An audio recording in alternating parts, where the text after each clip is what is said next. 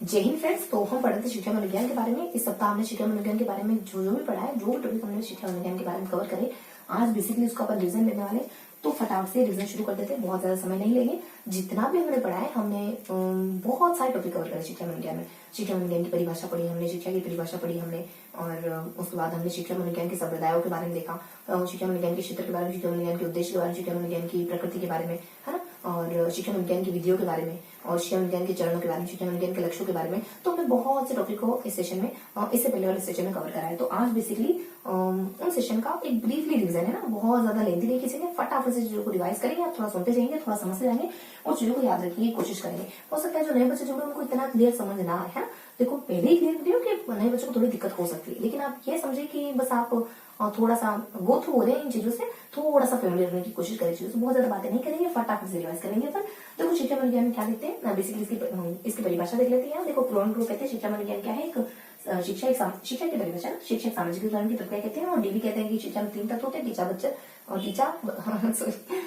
बच्चा और student, teacher बच्चा और सिलेबस वगैरह। और देन एडम्स कह देते हैं कि इसमें ना टीचर और स्टूडेंट दोनों शामिल होते हैं। गांधी जी कहते हैं इसमें H4 का नियम होता है, आपका हैंड आ जाता है, आपका हार्ट आ जाता है, आपका हेड आ जाता है, और आपकी पूरी हेल्थ आ जाती है इसमें। और गांधी जी कहते हैं कि इसमें अगर आपके मन, मस्तिष्क और आत्मा इन तीनों को विकसित कर दी जाए तो वही शिक्षा कहलाती है। और विवेकानंद कहते हैं कि आपकी आत्मा की जो पूर्णता की अभिव्यक्ति वही शिक्षा कहलाती है। पेस्ट्रोलॉजी कहते हैं कि आपकी जन्मजात शक्तियों की अभिव्यक्ति शिक्षा कहलाती है। इसके अलावा बहुत सारी बातें और भी होती है।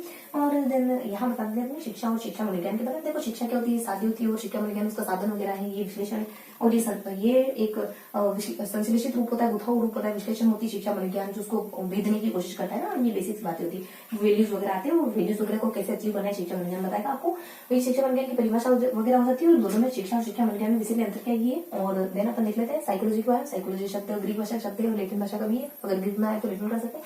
और गौतम द्वारा 15 अध्याय में इसका इस्तेमाल वगैरह करा जाता है। और देन इसके जनक के बारे में देखते हैं। शुरुआती जनक इसके अरस्तु वगैरह माने जाते हैं, वुंट इसके आधुनिक विज्ञान के जनक माने जाते हैं। और अमेरिका में तो जेम्स वगैरह माने जाते हैं। और फिर कहते हैं अपने पियाजे अपने माने जाते हैं विकासात्मक के, और कोट लेविन माने जाते हैं अपने सामाजिक मनोविज्ञान के जनक माने जाते हैं। देन यहाँ पे उन्होंने जो सारणी पढ़ी थी डिटेल्स, उस सारणी को मैंने थोड़ा सा ब्रीफली देखने की कोशिश करी कि अपने यहाँ आ जाते देखो 9 मतलब कि अपने 89 में क्या हुआ था, फिर अपने 80 में क्या था, फिर 92 में क्या हुआ, 95 में, फिर अपने 1900 में, फिर अपने कुछ अपने 5 है ना। तो 1905 में क्या होता है, 1904 में, अच्छा ये अपना ना 3, हाँ 5 ही। 1905 में क्या होता है, 1914 में, 1905 में, 1905 में 3। तो अपने 1913 में क्या होता है, 1900, फिर अपने 1904 में क्या होता है, फिर 1905 में क्या होता है। तो मैंने ब्रीफली लिखा है ना क्या घटनाएं होती है। वो घटनाएं अपन अभी डिटेल से नहीं बताएंगे। लिप्जिग में पहली मनोविज्ञान की स्थापना हो जाती है, प्रिंसिपल साइकोलॉजी बुक लिखी जाती है, और मनोविज्ञान एसोसिएशन संघ की स्थापना हो जाती है, संरचनावादी, प्रकार्यवादी, मनोविश्लेषणवादी, व्यवहारवादी, इस तरीके से नोबेल पुरस्कार। तो इनके कुछ ना कुछ मीन्स है ना। और फिर यहाँ पे भी अपने कुछ 8 मतलब कि ये अपने कोई 18 वगैरह का समय आएगा, और मतलब कि 12 है, उसके बाद 16 वगैरह से 8 मतलब कि अपने कुछ यहाँ 92 है, और 8 से अपने कुछ 70 क्या हो सकता है। देखो 8 का मिश्रण को भी ना कुछ 51 या 68 ऐसा कुछ है। और फिर अपन देख लेते हैं, यह सारणी है और इनके कुछ ना कुछ मीन से बेसिकली हमने पढ़ा है सेशन में। जो जिसने सेशन देखा उसको अच्छे से चीजें क्लियर हो रही होगी। उसके बाद अपन यहाँ देख लेते हैं बात मनोविज्ञान का विकास 15 में कुछ होता है, 16 में कुछ होता है, 38 में होता है, 32 में होता है, 51 में, 54 में कुछ होता है। देन अपन यहाँ पे देखते हैं आत्म मनोविज्ञान अपने कौन कहते हैं, चेतना कौन कहता है, मन का कौन कहता है, व्यवहार का कौन कहता है। उसके बाद शिक्षा मनोविज्ञान की परिभाषा देती है ना। ये सारी चीजें हमने पढ़ी, मैं बिल्कुल शॉर्ट में बता रही हूँ, बहुत बड़े बड़े सेशन ले रखे इसके लिए। तो शॉर्ट में बता रही हूँ ताकि इतने बड़े सेशन को आपको देखना, अगर देख लिया जिन बच्चे ने उन सेशन को अटेंड करना है ना, उनके बाद उनको एक थोड़ा सा ब्रीफ रिजल्ट की जरूरत पड़ेगी, सारी चीजों को समझने की जरूरत पड़ेगी इस वजह से ना। तो यहाँ इसके लिए क्या कहते हैं, ये शिक्षा मनोविज्ञान की परिभाषा। इसके लिए क्या कहते हैं, क्रोनकोम के वुडवर्ड क्या कहते हैं शिक्षा मनोविज्ञान को लेकर। इसके लिए कहते हैं कि बेसिकली ना व्यवहार और व्यवहार आपको मानव व्यवहार का विज्ञान शिक्षा मनोविज्ञान। क्रोन को कहते हैं कि हाँ सही बात है, व्यवहार का विज्ञान। और फिर अपने वुडवर्ड कहते हैं कि क्रियाकलापों का विज्ञान है। फिर अपने मेडुगल कहते हैं कि ये यथार्थ विज्ञान है। फिर अपने एक और कुछ गेरिसन कहते हैं कि ये अपने ना प्रत्यक्ष मानव व्यवहार का विज्ञान है। और एक और बार सन आते हैं अपने कुछ एटकिंसन कहते हैं कि मानसिक विज्ञान है, मानसिक प्रक्रिया। और उसके चरण माने अनुसंधान के चरण 4 हो सकते हैं, समस्या हो सकती है, आंकड़े जुटाना हो सकता है, कुछ मूल्यांकन वगैरह, निरीक्षण करना, उसका निरीक्षण का वापस मूल्यांकन करना। और उसके लक्ष्य बेसिकली 3 लक्ष्य हो सकते हैं, जैसे कि किसी चीज को मापना वगैरह, फिर व्याख्या वगैरह करना, और व्याख्या तीसरा है, और कुछ अपने ना वो पूर्वानुमान लगाना, है ना। इस तरह के 3 चरण होते हैं। संप्रदाय देखे हमने, तो संप्रदाय में बेसिकली 2 संप्रदाय का जिक्र कर लेते हैं। अगली स्लाइड जब लेंगे ना इसे जस्ट बाद, तो उसमें मैं बाकी सारे संप्रदाय थोड़ा सा नोट डाउन करूंगी। तो यहाँ बताया जाता है कि संप्रदाय बेसिकली ना, यहाँ देखेंगे 2 संप्रदाय, संरचनावाद होता है, प्रकार संरचनावाद के गुण वगैरह माने जाते हैं। प्रकार्यवाद के वर्षन वगैरह माना जाता है इसमें। चेतना वगैरह आपकी विषय वस्तु, चेतना विषय वस्तु है, और अंतरिक्ष विधि इसमें चेतना के कार्य विषय वस्तु, और इसमें भी अंतरिक्ष विधि वगैरह आ जाती है, और कुछ बेसिक बेसिक बातें और होती है ना। तो अब मिलते हैं अपन अगली स्लाइड में। तो देखो ये अपनी सेकंड स्लाइड है, फटाफट से रिवाइज कर लेते हैं। सेकंड स्लाइड में क्या करते हैं अपन, देखो यहाँ पर देखते हैं मनोविज्ञान को समझाया एक बार।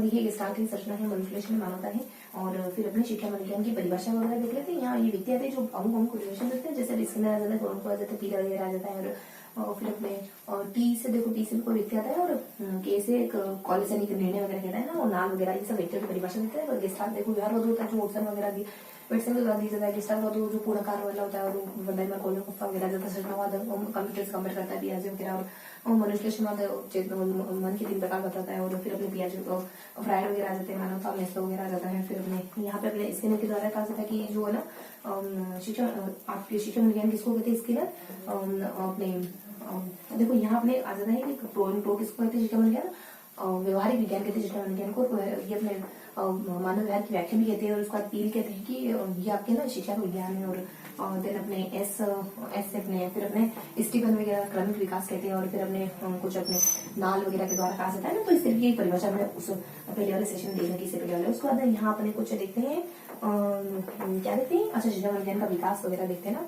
तो विकास अपने 1880 में गार्टन आते हैं, गार्टन के बाद अपने एक दो शख्स और आते हैं, फिर अरस्तु से मानता है, कोई प्लेटो से मानता है, फिर कुछ रूसों का जिक्र आता है। तो ये हमने पहले वाले सेशन में पढ़ रखा है अच्छे से। फिर अपन यहाँ देख लेते हैं कुछ अपने शिक्षा विज्ञान शिक्षक के लिए क्यों जरूरी, शिक्षा विज्ञान बच्चे के लिए क्यों जरूरी, शिक्षक के लिए जरूरी है। तो ये सारे व्यक्ति कुछ बातें कहते हैं।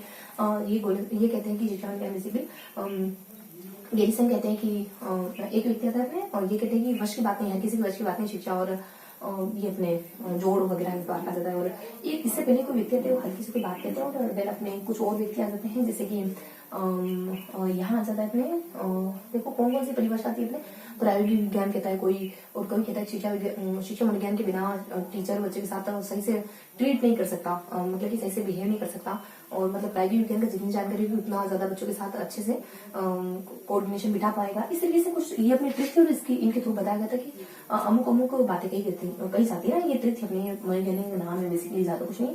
और जैसे कॉल्सनिक वगैरह, पील वगैरह, और फिर अपने ब्लेयर कहते हैं, और फिर अपने एक रूसो वगैरह भी कहते हैं किताब का, ये भी बता नहीं पाऊंगी ना मैं। और दिन अपने यहाँ मनोविज्ञान के तत्व होते हैं बेसिकली ना, तत्व 3 होते हैं, स्टूडेंट है, बच्चा है, 6-7 तत्व हो जाते हैं, पढ़ाई है, पढ़ना है, और बच्चा है उसका एवोल्यूशन करना है। और मनोविज्ञान की प्रकृति किसकी, तो सामाजिक है, स्वीकारात्मक है, और प्रायोगिक मनोविज्ञान है, और सामाजिक वगैरह है। उसके बाद कुछ अपने विकासशील है, विशिष्ट है, और मानकीय विज्ञान नहीं है, और मानकीय विज्ञान शुद्ध विज्ञान नहीं है। और देन फिर अपने मनोविज्ञान के उद्देश्य क्या है, तो मनोविज्ञान के उद्देश्य की शिक्षा जो नई खोज हो रही है उनका इस्तेमाल करना, और फिर अपने कुछ कहते हैं कि मानव व्यवहार की जानकारी प्राप्त करना, और इस तरीके की।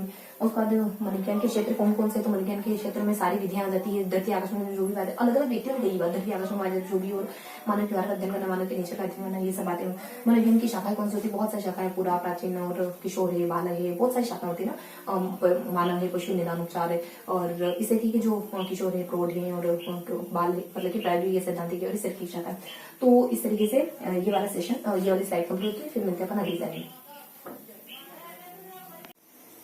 हाँ तो फ्रेंड्स, अब आ जाते हैं अपन थर्ड स्लाइड में। देखो थर्ड स्लाइड में क्या देखते हैं, यहाँ पे एक आत्मनिश्चय विधि होती है, आत्मनिश्चय खुद फॉर्म बनने के लिए कहते हैं। और ये विधि आपके उच्चतम की बातों को छुपा लेती है, ये बहुत पुरानी विधि होती है, सस्ती विधि है। और देन इसके प्रतिपादक वगैरह अपने कौन में थे, इसके प्रतिपादक में चलो इसके प्रतिपादक जेम्स डेस रखते हैं। उसका अवलोकन विधि आ जाती है, प्रेक्षण वगैरह भी कहलाती है विधि। और बेसिकली इसमें ना देखा जाता है, और ये वस्तुनिष्ठ विधि है, और इसमें मन की बातें छुपाई वगैरह जा सकती है। और यहाँ पे कुछ अपने जो कुछ है ना 2-3 व्यक्ति आते हैं, वोल्ट वगैरह, टिश्नर वगैरह, और फिर जेम्स वगैरह भी आ जाते हैं, जोन लोग होते हैं, जोन लोग आते हैं। और देन अपने प्रयोगात्मक विधि होती है, इसमें प्रयोग करके देखा जाता है, और एक माहौल में रखा जाता है, देखा जाता है बच्चा क्या करेगा। और बहुत ज्यादा महंगी वगैरह हो जाती है इसमें, इस फायदे सिलेबस वगैरह बनाने में, और समय सारणी वगैरह बनाने में, वस्तुनिष्ठता और वैज्ञानिकता, और परीक्षा के लिए, और मूल्यांकन के लिए, सबके लिए, उद्देश्य पूर्ति के लिए। और देन अपने व्यक्ति इतिहास आ जाती है, व्यक्ति इतिहास में जो समस्यात्मक या इस तरीके के बालक होते हैं ना, जो किसी कुछ भी मंदिर वगैरह बालक होते हैं, ये बहुत ज्यादा महंगी हो जाती है। और व्यक्ति इतिहास टाइडमैन वगैरह लेके आते हैं, है ना। कुछ व्यक्ति भी होते हैं इससे रिलेटेड कुछ बातें कहते हैं, प्रश्नोत्तर सुग्रार और वोंट अपने मनोविज्ञान में लेके आए, मनोविश्लेषण अपने वही फ्राइड वगैरह, और मतलब की औचतन का अध्ययन होता है इसमें। समाज विधि अपने मॉड्यूल आ जाते हैं, समूह वगैरह बनाए, और विभेदात्मक व्यक्तिगत भिन्नता का अध्ययन, विकासात्मक जीन पियाजे विकास का अध्ययन, मनोभौतिक अपने मनो शरीर का अध्ययन करते हैं। इसके 3 टाइप माने जाते हैं ना, कुछ अपने सीमा है, सतत और कुछ अपने सतत करके आता है, और एक और अपने कुछ ऐसे औसत विधि आ जाती है, और देन सर्वे में सर्वे वगैरह करते हैं, पता करते हैं, ये कुछ ज्यादा खास नहीं होते। उपचार में जो समस्या तो बारे में का अध्ययन करते, तुलनात्मक वस्तु आते हैं, समानता और असमानता की तुलना की जाती है, और रेटिंग स्केल में वर्ग निर्धारण मापनी और कुछ अपने आकृति और आंखिकी और बाधक इसके वर्गीकरण, तीनों कोटि आपकी गुणों को उच्च कोटि निम्न कोटि में डिवाइड करते हैं। देन कालानुक्रमिक यानी एक समूह होता है, उसका अलग अलग समय में अध्ययन करते हैं, और अनुप्रस्थ इसकी जस्ट विपरीत हो जाती है, यानी इसमें जो समय समूह है ना वो अलग अलग आयु का हो सकता है, लेकिन समय एक निश्चित होता है, और अनुभवी दोनों का मिला जुला होती है, अलग अलग आयु सकती है, अलग अलग समय हो सकता है, अध्ययन करा जाता है। अन्य आधार में अन्य आधार पर और भी विधियां हो सकती है, जैसे कि एक तो अवलोकन हो सकती है, अवलोकन को अपन बांटना चाहे तीन में बांट सकते हैं, कुछ अंतर्मुखी बहिर्मुखी और कुछ वास्तविक आ जाता है, और फिर और बांट सकते हैं इसको ऊपर एक प्रतिपादक आती है, इसको 5 भागों में बांट सकते हैं, जैसे कि कुछ केस है मनोविश्लेषण, तुलना और समस्या, और लास्ट में कुछ अपने रोग केंद्रित करके उसके बाद कुछ 2-3 व्यक्ति आते हैं, इनके बारे में कुछ बातें आती है। तो डेमोक्रेट से ऐसे व्यक्ति जो पहले दार्शनिक मानते हैं कि पढ़ाई में ना घरेलू शिक्षा में बहुत मायने रखती, बानुरा प्रेक्षण विधि के जनक माने जाते हैं। देन विलियम जेम्स 1894 में पहली शिक्षा उन्नयन की प्रयोगशाला यहाँ अपने अमेरिका के शिकागो में कर देते हैं। तो ये था हमारा आज का पूरा सेशन, जिसमें हमने इस सप्ताह जो भी पढ़ा उसको रिवाइज कराया, बहुत सुपर फास्ट रिवाइज कराया। इससे पहले वाला सेशन आपने देखे, चीजें समझ आ रही है, अदरवाइज मैं जानती हूँ कि चीजें आपको क्लियर नहीं होगी। तो ये था हमारा आज का सेशन, और आई होप आपको आज का सेशन आपको पसंद आया होगा। फिर मिलेंगे इसी किसी अगले सेशन में, तब तक के लिए हंस रहिए, मुस्कुराते रहिए, बस पढ़ते रहिए। जय हिंद।